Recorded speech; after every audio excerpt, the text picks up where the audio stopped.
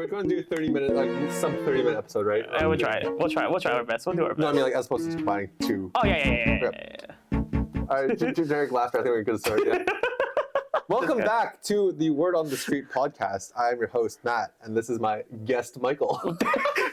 I'm getting demoted every episode. Dude, I'm getting demoted every episode, bro. I don't know how I feel this is. You're about to get promoted This to is like my show. You're about to get promoted to like non-group end member eventually. Demoted? Yeah. I'm getting demoted on my own No, show. you're gonna get promoted. You're gonna get promoted to non-group end member. So I ascended into the afterlife. Yeah, buddy. That's not a promotion. That's death. I would like to get promoted to death, buddy. Okay, all right. It is what it is. Yeah, but yeah. So today, we were getting straight to it. I just randomly thought about, as a car enthusiast, you're buying a car. Should you buy the absolute base car, or should you buy the top tier trim car? And that's the topic we're going to have today, which is why you should buy the base or why top tier, and which one you pick and why. Do I go first or I go first? I want you to go first. I like to hear you talk. Yeah, you like hearing me talk? I love hearing you talk. Like Dad. crazy opinions? Yeah, Dad. Yo, tell me. Hit me up, fam. I'm gonna say like a tree diagram ting, eh? Okay, So yeah. You start with like the model that you're looking at. Scene. And then you like look at the different things. And like one of the things is, what does the premium or the top of the line trim come with?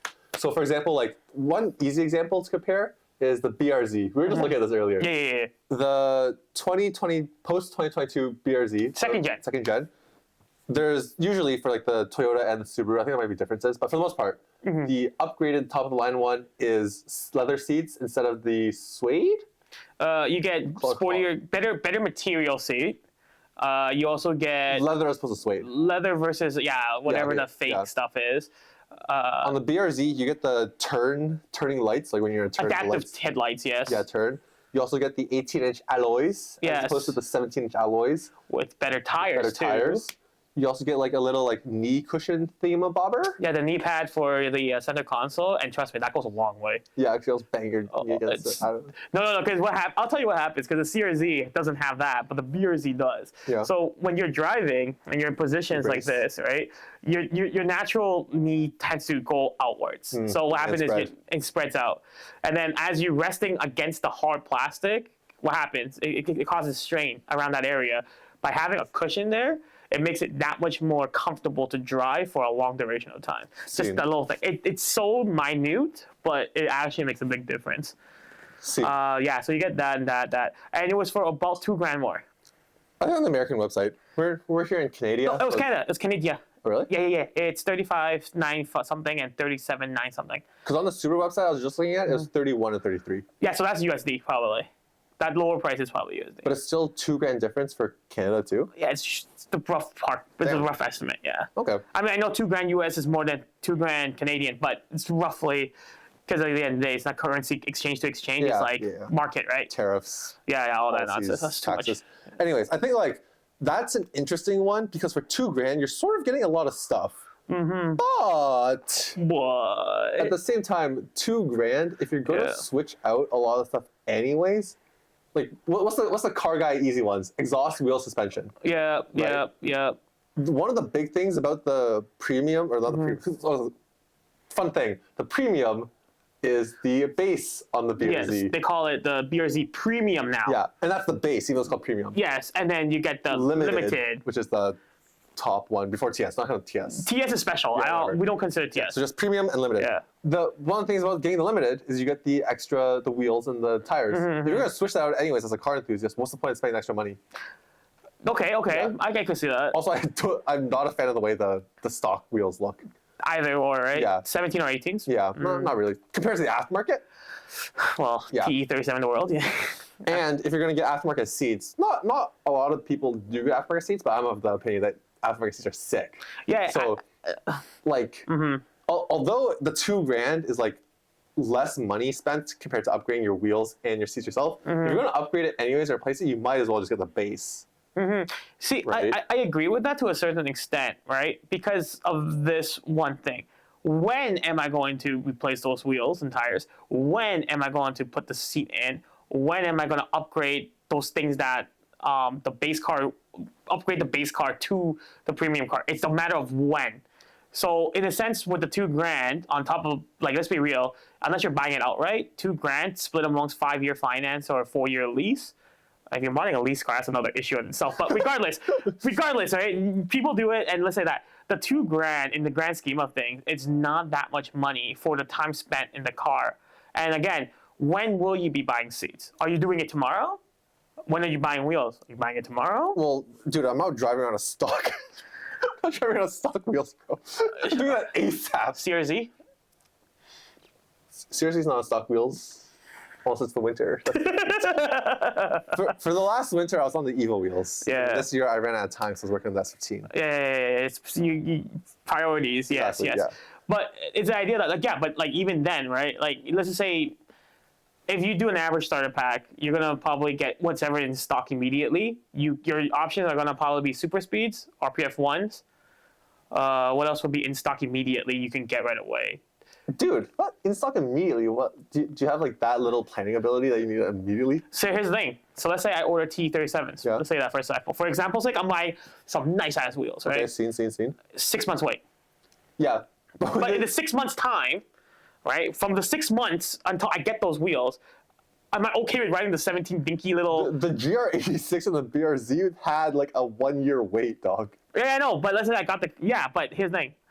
I buy the car now. Like, so if you put it like that, then no, I can compare even older cars. But let's say I buy now, there's some in stock. I bought one in stock. Okay? So I buy a base or a premium, either or, right? Either or I'm gonna mod it, and I'm gonna buy wheels for it. Let's say I'm buying TE37s, for example, say. I don't want to buy used ones because the specs are not right, and you might rub, all that, blah, blah, blah. I buy brand new to my specification, to my desires. So you're saying just buy the limited, the top of the line car, because you're going to be dealing with the stock car for a couple months. And here's the thing, and that's only partially, right? Because I'm using the wheels as an example. But let me use seats for the example now, right? I'm not going to immediately put Recaro pole positions because that's about $2,000, right? The seats are around $2,000 per seat, actually. Yeah. So now here's the thing. Now I'm going to spend $4,000. If I want matching, that's $4,000. $4,000 up. Seen. Right? Am I going to do that? I don't know. And especially for me, I don't think I'm going to buy seats anytime soon. I've been talking about Sportster CSs because my seats are actually ripping. So I want to replace them and not have ripped seats. Instead of reimpostering it, I'm just going to buy new seats because it's going to cost me roughly the same. I might as well look cool while I'm doing it. But let's say I buy a brand new car. My seats aren't going to rip anytime soon. Am I going to go and buy bucket seats?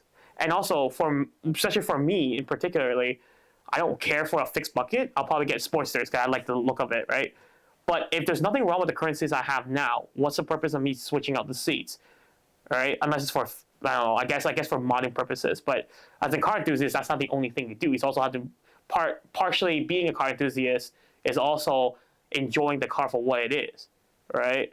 And again, am I really going to go and dump like 4K on seats to replace immediately? If you're baller, yeah. So if you're balling, I guess I don't even know why would you even look at the base model because you're missing. I also believe you're missing dual climate control and stuff like that. Actually, I believe so. Yeah, there's actually quite a bit of stuff for using the BRZ sake example, right? There is quite a bit of stuff that's missing on that car. Oh, the infotainment system is also smaller on the base cars. I'm actually going to switch it out. On 2022? Yeah. I thought it was all the same for second gen. Apparently, so I think that the facelift got like the limited get like a 10-inch screen, whereas the base gets an 8-inch screen. Huh. Correct me if I'm wrong, but I remember reading on this too. Interesting. Yeah, and then the eye sense and all that other stuff, whatever, the safeties, whatever. Who cares about that? Who cares about safety? We'll probably put invasive carbon mirrors on anyways, right? But regardless, beyond that, right? Yeah, so that's the thing. And to segue into why I think you should buy a top trim is because there's certain little things that you get in top trim cars that are cool little Easter eggs that you cannot replicate with aftermarket. For example, I'm gonna go older cars because newer cars maybe even the Miatas like that actually.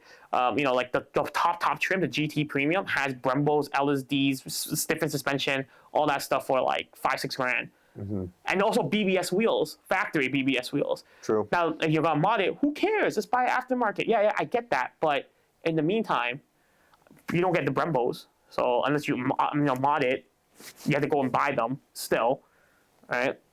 But that being said, not the Miata, I'm going to use the Honda Fit because we just had a discussion on it.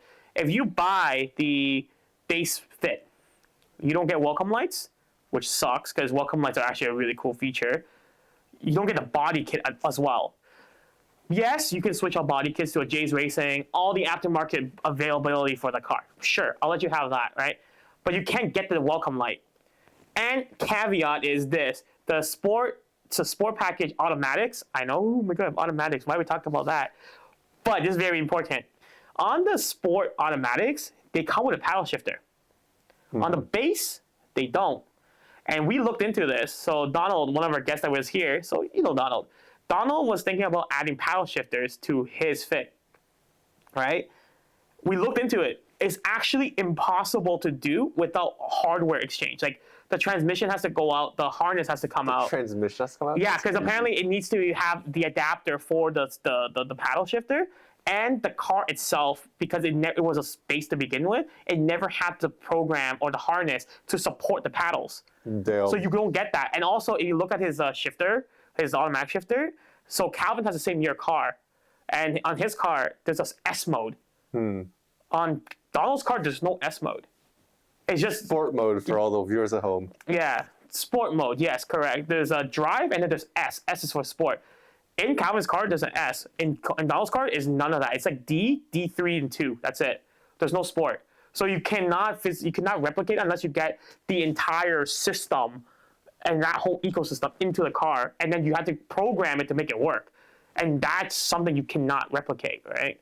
So at that point, you might want to just start off with the sport, even though it costs more money. And that's one of the examples I can give you. Yeah, going back to my flow diagram, I think there's a couple of things to think about. Okay, let's continue. I think like the cost is one. Like if the top of the line cost is just exuberantly high, for example, like Morizo edition, where the ADM is like crazy. There's no point in paying that ADM, right? So, ADM? Additional dealer markup. Oh, okay. Yeah, okay. like like a G63, that's like, it's of course it's more expensive. It's like, I don't know what the number is, like 50,000 more expensive than a G500. But then an ADM of like, I was thinking like $100,000 ADM on top of that, just as a 63. Dude, at that point you're paying like the 50 plus the 100, that's 150 on top of like an already 150,000 G500. Just get the G500, bro. It's not serious. Wait. Okay, let me ask you this though. What does the G500 get? What does the G63 get? Different engine. Can we retrofit that engine into it? Like, do I care though? Dude, have you driven one? It's still a twin turbo V8. You know I don't like big horsepower cars. Twin turbo V8 versus another twin turbo V8 with more horsepower. Okay. Do I give a heck? See, here's the thing too, right? Here's what I'm looking at, because I've driven the Core. Because Kevin has it. I drove it. I'm not talking about the G500. Sorry. The GR Corolla. Yeah, sorry. Yes. Let me go back a little bit. I got a chance to going back to the GR Corolla conversation we just had. I have driven a GR Corolla Core. All right, and we also know buddies that have a GR Corolla Circuit and the GR Corolla Morizo edition, and throughout each car's trim level, there is a lot of differences between them. More so from the Core to the Morizo, believe it or not. The transmissions are the same. From the base to the top. Yeah. And it's realistically 10, 15K difference, I think. Not with ADM, buddy. Yeah. But, there was an ADM on the Core as well. The Core was asking for 45. True. Right? So if you go to the Morizo, hypothetically, you can get the Morizo. Because Morizo is really limited. I think it's not as good of an example because it's very limited. There's only 10 in Canada. Yeah. But the differences between the two cars are so night and day. The transmission is actually different. Yeah. The gear ratios are all completely different. And then the reinforced chassis amongst the matte paint job, right? And the rear seat delete, which I think that's a little silly. And yeah, but that's different. I would prefer that. But however, it was using the Core to the circuit, even though I believe it was 10 grand difference between the two cars, MSRP, ADM on top, whatever, it's still going to be 10 grand at the end of the day. The idea is this. Forged carbon hood, the aluminum hood with the vents, and the circuit edition wing, plus it got forged wheels. I think the forged wheels I can omit just because as car guys, we're probably going to switch out wheels. But the hood, the roof, and like the circuits ensemble, right? Like the better extended leather and all that stuff, right? I think it's genuinely worth the 10 grand to start at that car, and then make it more appearance, like make it modify it to get it to even look even better. From what I understood, the Circle had a higher ADM though, because the Circle was more limited. Yeah, until like this year, the like when it first came out. Yeah. So but how much going more? back to like my things that I was talking about, like what are the costs, right? Like if the ADM is like way more, then it changes this whole conversation about the circuit versus the core, right? So it's about the cost, if it's worth it to you. It's about the options. Like, so we're talking about options that are replicable in the aftermarket, wheels replicable, seats replicable. Going back to the BRZ conversation, the LED steering lights, not really replicable. That's another thing too, yeah. And I think that's like, you're easily spending $2,000. Yeah. You can't get those actually. The motor, I believe. The motor. Yeah, it's a motor. It's not like the turning. Yeah, because the only thing you would probably do would be VLANs or like aftermarket headlights. I believe. Exactly. Yeah. So you just I don't think that's a. And then the last consideration I would make is if it makes the car worse. I have a couple examples of this. Please.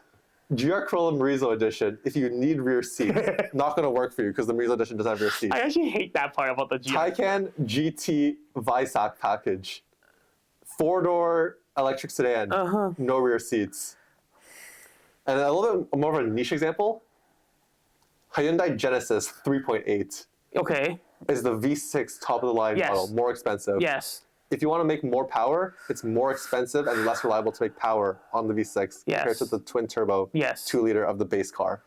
Although it already has so much power out the box, in my opinion. So if you want to make more horsepower, it's less reliable and it's more expensive. I'm going to be quite honest with you. I have not seen a reliable 2-liter Genesis that makes well over 400 horsepower. You're looking in the wrong place, my friend. You know people with reliable... Not people. I don't know people. I've seen it on the internet. Compared to like if you want to do that with a V6, it's way more expensive. Of course. Exactly. So that's my point. Like if you want to do that, you would get the base model. I think the topic the conversation we're having is the purpose of your build versus purpose of your build per cost as well, right? Yeah. Cost per dollar. But those are the things I would look at for if we're just talking about should you get the base versus should you get the top of the line car. Cost. Replicable options you care about, and it makes the car worse. Yeah. And then I guess that does feed into like what you want the build to be. Because I would say just, because I'm pretty sure I think it's called the R spec for the Genesis. Yeah. I'm pretty sure you can get the R spec in a 2.0 because you still can get Brembos on them. And I wouldn't be able to tell you what the actual interior difference is because they're all trash. Yeah, I said it. I'm not afraid. Come at me. But yeah, Genesis are trash. I'm sorry. I hate those cars with a passion. The new ones are all right. The new ones are, yes. I love the G70s. I hate the coupes. Every time I drive a new car, like another car, the Genesis gets lower and lower on the totem pole for me. Nice. It sucks so bad. And I drove the 3.8 with the Brembo. I'm like, it just sucks really, really bad. It's not my thing. But that being said, what I was trying to get to is that if it's an engine option, and they can choose between the two, and it's just a matter of the engine. I think that would be a choice of, do you want what you want in terms of performance? But like the BRZ, for example, right? Those are stuff that are not replicatable, like you said. So then, like, shouldn't you just buy the top trim anyways? At that point. Because you can't get those fixed headlights, those adaptive headlights. The knee pads, we're going to get knee pads that look OEM. But the caveat being only if you want it. I guess so too, yeah. Because I would want it. Like, damn, it's so cool, man. When you turn it swivels. Imagine you're just like, fix, It doesn't even level itself. Ew, what are we doing? What are we, 1993 base model Civic, bro? Go to get an Allen key and turn the freaking knob to adjust the headlights? Ew. No, man. We're in the future. Present. Yeah. Yeah, I think you basically covered it. Yeah, so you're saying that it depends on the price. The options that you care about that come with it are the options replicable on the base model if you skip out on those other options, and does it make sense with the build I'm trying to do / does it make the car worse if I get the more expensive? I say always get the top trim because otherwise you're wrong. But you just said that you don't want the Morizo edition. No, I want the Morizo edition. I think it's bad that I don't have rear seats, but you still would take the Morizo edition? I would really. The Morizo is the one to get. Okay. The Morizo is the one to get. I wish I had rear seats. I hope I can actually take off that rear brakes and put in rear seats. That'll be my mod. That's I honestly think that'd be better than actually getting a cord. I don't like the cord that much. It's a great car. I do think a GR Corolla is a great car, by the way. The core, you don't like the core? I wish the Morizo option was. I wish that all GR Corollas were Morizos, but not to say that all the cores are. Not to say the core is bad. Give the people the power of Morizo. Exactly. Everybody should be every GR Corolla should be a Morizo because it's just such a. The transmission alone changes everything. But I digress because obviously there's a reason why it's better in every aspect. It's special. It's special. It's limited, right? But that being said. That's a limited trim. I'm not gonna talk about. I'm talking about top trim. So in this case, Circuit is the top trim. Morizo is special. Let's not talk about that. Top trim should be because you get everything else that, again, you're gonna start off strong and then work your way up and then work with a stronger base. Which is why I think you should always get top trim of your car that you get. If you can afford it, if you can't, sorry, sucks to suck. It is what it is. I'm broke too.